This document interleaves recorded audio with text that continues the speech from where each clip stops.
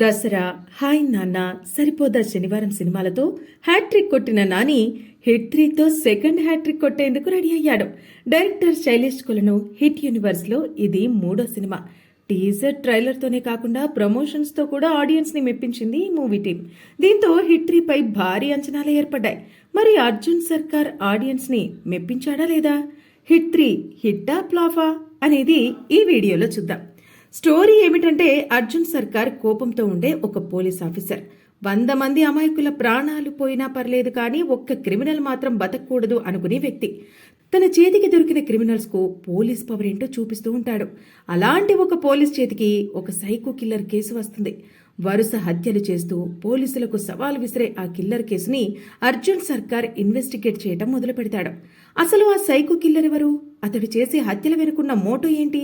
అసలు ఆ కేసును అర్జున్ సర్కార్ ఎలా సాల్వ్ చేశాడనేదే సినిమా.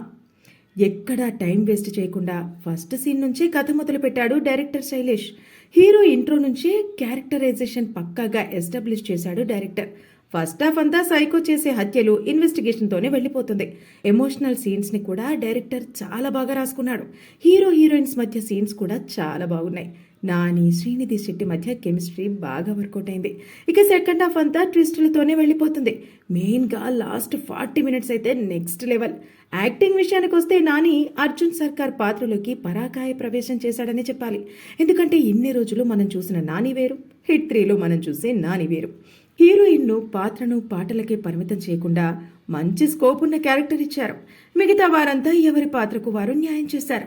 సినిమాలో ప్లస్ పాయింట్స్ మిక్కీ జే మేయర్ మ్యూజిక్, చాగంటి గారి ప్రవచనాలు కూడా డైరెక్టర్ భలే వాడుకున్నాడు. హీరో చేస్తున్న పనులను చాగంటి గారి ప్రవచనాలతో ముడిపెట్టిన విధానం చాలా బాగుంది. మూవీలో మైనస్ ఏమిటంటే ఇన్వెస్టిగేట్ చేసే సీన్స్ ని ప్రాపర్ గా ఎగ్జిక్యూట్ చేయలేకపోవటం. ఓవరాల్ గా హిట్ 3 మూవీ బాగుంది. ఈ మూవీకి మన ఛానల్ ఇస్తున్న రేటింగ్ 5కి 3.5.